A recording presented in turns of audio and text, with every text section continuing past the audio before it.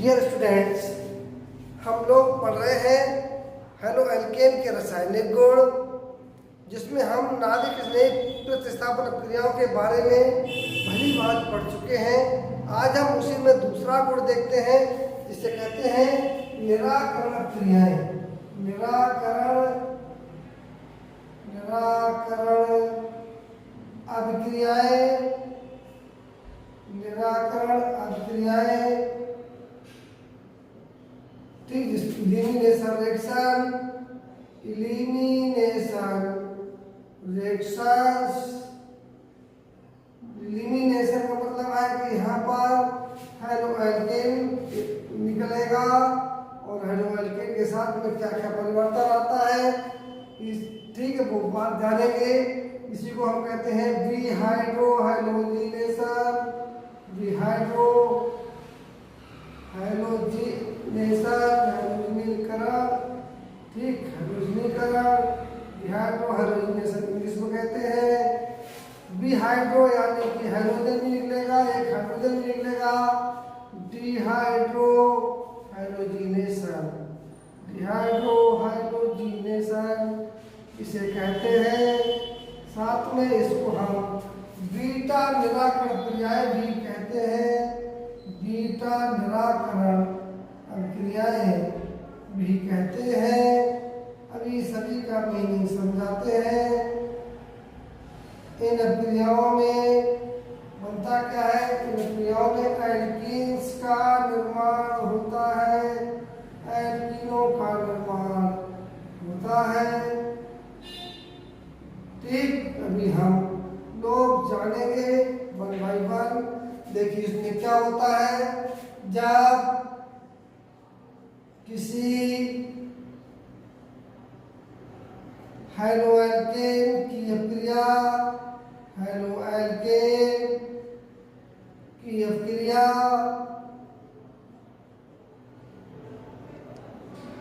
Alcoholic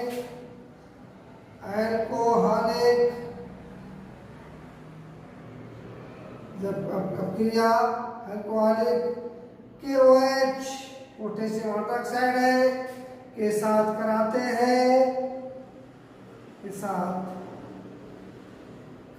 हैं तो ठीक एल्कीन्स प्राप्त होती है,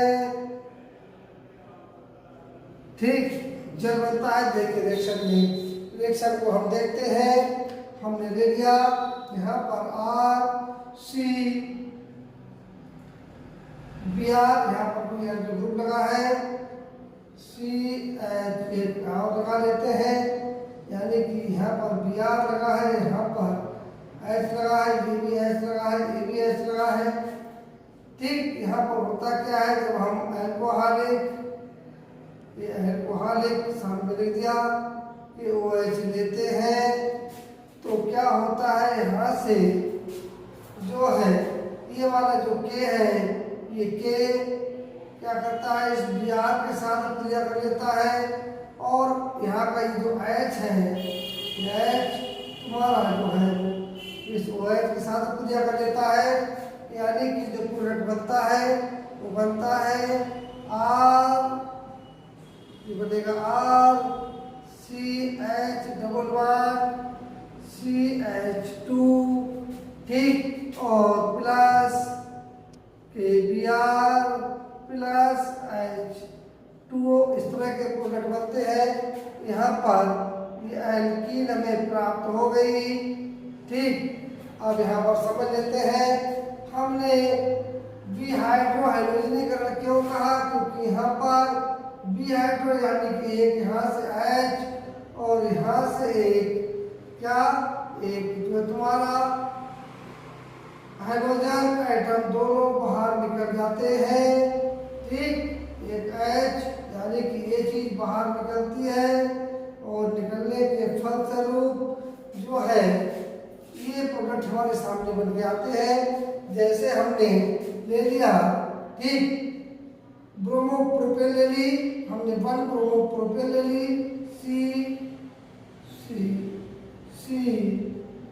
ये बी आर, यहाँ पर एच, यहाँ पर एच, यहाँ पर एच, यहाँ पर एच, यहाँ पर एच, ये सब एच सही बैलेंस पूरी है। चलिए साथ में हम इसको एक बात आपको और बता दें, यहाँ पर हमने जो बीटा निराकरण कहा, बीटा निराकरण क्या कहा कि जिस एटम पर ये हाइड्रोजन ग्रुप लगा होता है, जिस कार्बन एटम पर ये हाइड्रोजन ग्रुप लगा हुआ है उसको हम अल्फा कहते हैं, उसको हम अल्फा कार्बन कहते हैं। और ठीक उसके बगल वाले कार्बन को हम बीटा कार्बन कहते हैं। ठीक, इस पर हमारा ये हाइड्रोजन एटम लगा हुआ है वो अल्फा कहलाएगा और ठीक बगल वाला बीटा कार्बन कहलाएगा। तो यहाँ से बीटा हाइड्रोजन एटम बाहर निकलेगा, इसलिए इसको बीटा निराकरण पर्याय कहते हैं। ठीक, अब देखिए यहाँ पर क्या होगा जब हम इसकी क्रिया, हमने क्या ले ली CH3 CH2 CH2 Br है। ठीक, इसकी क्रिया हमने कराई है अल्कोहलिक के OH के साथ, तो हमारे पास क्या बनेगा, अब यहाँ पर ये वाला बॉन्ड जो इसके साथ जाएगा और ये वाला बॉन्ड यहाँ पर आ जाएगा। ठीक, और बन जाएगा CH3CH, यहाँ से एक H वाला निकल गया, ये वाला H भी निकल जाएगा। ठीक, और यहाँ पर एक H बच जाएगा और निकल जाएगा, डबल बॉन्ड आ जाएगा और क्या बन जाएगा CH2 बन जाएगा। ये क्या बन जाएगा, प्रोपीन बन जाएगा। क्या बन जाएगा, प्रोपीन बन जाएगा। प्लस यहाँ से जो अल्कोहल के OH है ये तुम्हारा जो है K प्लस OH में टूट जाएगा, तो यहाँ टूट बन जाएगा KBr प्लस H2 बन जाएगा।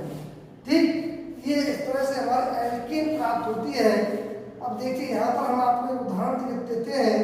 अगर हमारे पास ब्यूटेन हो, अगर हमारे पास 1 ब्यूटेन हो और देखिए इस तरह से एटम होगा,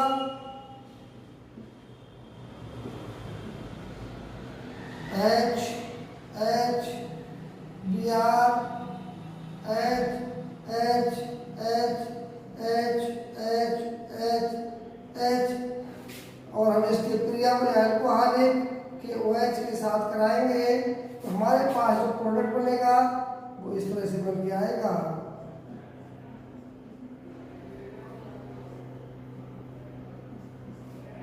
H H H और H H H H H plus हो जाएगा तुम्हारा KBr प्लस H2। यहाँ पर हमारा बन जाएगा 1-ब्यूटीन, 1-ब्यूटीन या ब्यूट 1E बन जाएगा। हम इसको ब्यूट 1E भी कह सकते हैं, ब्यूट 1E ब्यूटीन। ठीक, यहाँ पर क्या लिया हमने 1-ब्रोमो-ब्यूटेन लिया था,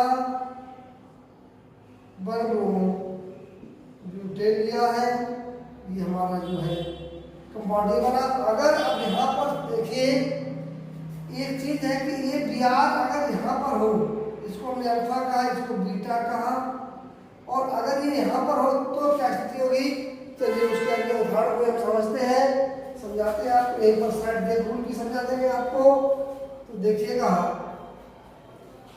यहाँ पर क्या बनेगा कि अगर हमारे पास कुछ इस तरह की एल्कीन हो, बहुत सारे एल्कीन हो, C C C C C, ये हमारे पास जो Br है वो इस कार्बन लगा है, यानी 2-ब्रोमो-ब्यूटीन है, H H H H H H H, ये हमारी है 1-ब्रोमो-ब्यूटीन थी, ये हमारी 2-ब्रोमो-ब्यूटेन है।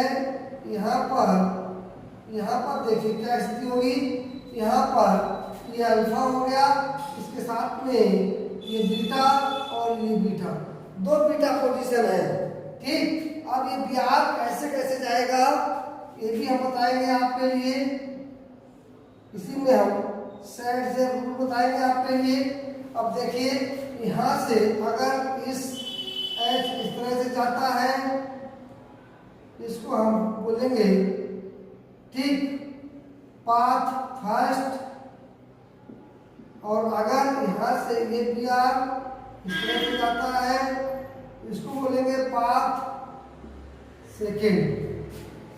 ठीक, चलो सर नीचे वाला मिटा देते हैं, अभी ऊपर वाला समझाते हैं, ज़्यादा देर हो जाएगा, बहुत समझ नहीं आएगा। ये तो आपको समझ में आ गया होगा। नीचे वाला उदाहरण, उस वाले उदाहरण को देख लीजिएगा। क्या है, यहाँ पर हमने जो ब्यूटेन ली है, ब्यूटेन ली है, वो इस तरह की ब्यूटेन है, H H H Br H H H H H और H। यहाँ पर देखिए हमने कोई एल्कोहलिक के OH के साथ रिएक्शन कराई है। होगा क्या, आप देखिए यहाँ पर हमारे पास ये अल्फा पोजीशन 1 है, बीटा पोजीशन 2 है। अब 2 बीटा पोजीशन है, ऐसे में क्या होगा, ऐसे में देखिए ये वाला भी हाइड्रोजन बाहर जा सकता है और ये वाला भी हाइड्रोजन बाहर जा सकता है। तो हम देखिए इसको डिवाइड कर देते हैं, इसको हम डिवाइड कर देंगे। ये वाला अगर इस Br के साथ ये वाला हाइड्रोजन जाता है, इसको पाथ हम फर्स्ट कर देंगे। और अगर इस वाले Br के साथ ये वाला H जाता है, ये वाला H, तो इसको हम पाथ सेकेंड कह देंगे, पाथ सेकेंड कह देंगे। अभी हम आपको दोनों पाथ के द्वारा ये बताएंगे और इसको हम इसका स्पष्टीकरण सेट जेफ ने अपने रूल में दिया है। ठीक, ये पाथ फर्स्ट है और ये तुम्हारा पाथ सेकेंड है। यहाँ पर देखिए क्या होता है, यहाँ से ये वाला H निकलेगा, ये वाला Br निकलेगा और ये हो जाएगी, स्थिति हो जाएगी कुछ इस तरह से।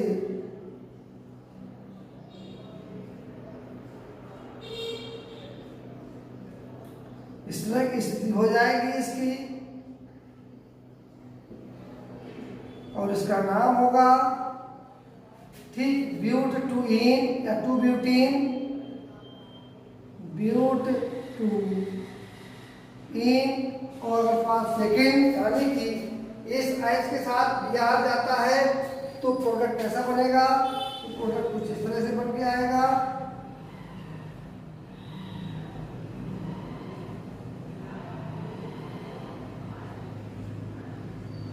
तो प्रोडक्ट हमारा इस तरह से बन के आएगा। और यहाँ पर जो बनेगा वो बनेगा ब्यूट 1 इन, ब्यूट 1 इन यानी 1 ब्यूटीन बनेगा।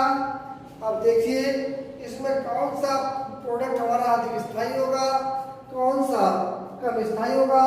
इसके लिए साइड जेफ एक वैज्ञानिक थे, side Jeff, set Jeff rule कहते हैं। सेट जेफ ने अपने रूल में बताया, उन्होंने क्या कहा कि जब भी कोई भी एल्कीन कोई भी एल्केन दो या दो से अधिक एल्कीन बनाने की स्थिति में होती है तो हमेशा ऐसी एल्कीन का निर्माण होता है जिसके द्विबंध से दोनों तरफ अधिकतम एल्किल ग्रुप जोड़े जा सकें। ठीक, यानी कि ये जो कार्बन है द्विबंध है, द्विबंध के दोनों तरफ जिस एल्कीन में अधिक एल्किल ग्रुप जुड़े होंगे, एल्किल ग्रुप अधिक जुड़े होंगे वो स्थायी होगा, जिसमें एल्किल ग्रुप कम जुड़े होंगे वो अस्थायी होगा। तो यहाँ पर देख लीजिएगा, आप देखेंगे क्या है इसमें।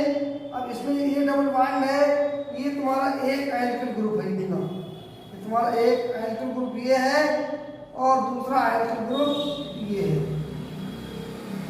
ये मिथिल है, एक मिथिल ये है। यहाँ पर इसमें देखते हैं, इसके साथ में इधर कोई ग्रुप जुड़ा नहीं है, ये वाला ग्रुप जुड़ जाएगा, ये एथल ग्रुप। इधर तुम्हारा एक ही एल्कीन ग्रुप जुड़ा है, इसलिए जो हमारी स्थायी एल्कीन बढ़िया एल्कीन में प्राप्त होगी, मेजर एल्कीन में प्राप्त होगी, वो होगी हमारी ये स्थायी, यहाँ कह सकते हैं मेजर प्रोडक्ट होगा। ये मेजर प्रोडक्ट ये होगा, ये लगभग 80% बनता है। ठीक, ये तुम्हारा माइनर प्रोडक्ट हो जाएगा, माइनर शुद्ध प्रोडक्ट, यानी ये कुछ बनेगा लगभग वही 20% के आसपास। ठीक, ये सैडजेफ रूल है। ये क्या है? सैडजेफ रूल है। सैडजेफ रूल में कहा गया है कि जब भी कोई हेलो एल्केन, ध्यान से सुनिएगा, जब भी कोई हेलो एल्केन किन्हीं दो विधियों के द्वारा एल्कीन बनाने की स्थिति में होती है, तो सबसे अधिक वह एल्कीन बनती है जिसमें डबल बॉन्ड के दोनों तरफ अधिकतम एल्किल ग्रुप जुड़े होते हैं, वो हमारा मेजर प्रोडक्ट बनेगा और सिमेट्रिक एल्कीन होगी। और जिसके साथ में कम एल्किल ग्रुप जुड़े होंगे वो जो है सिमेट्रिक एल्कीन भी होगी, साथ में वो माइनर प्रोडक्ट बनेगा। ठीक है, तो इसी के साथ में हमने आपके लिए सैडजेफ रूल के अकॉर्डिंग इसको समझा दिया है। तो यहाँ पर क्वेश्चन कैसे आता है, ठीक, कैसे प्राप्त करोगे। ठीक, ये है तुम्हारा क्या, ये यहाँ पर तुम्हारा जो है वो है 2 ब्रोमोब्यूटेन है, 2 ब्रोमोब्यूटेन है।